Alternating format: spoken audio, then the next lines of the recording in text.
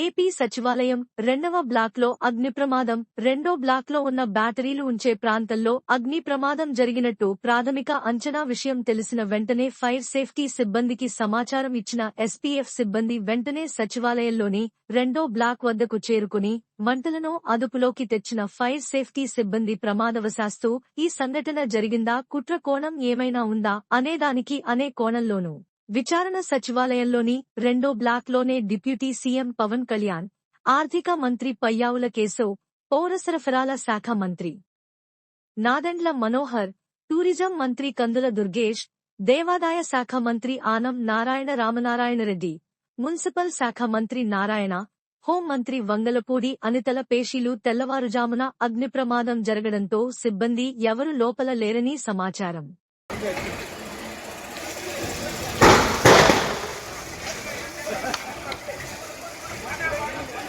Battery తేలిపోతాయి Babu.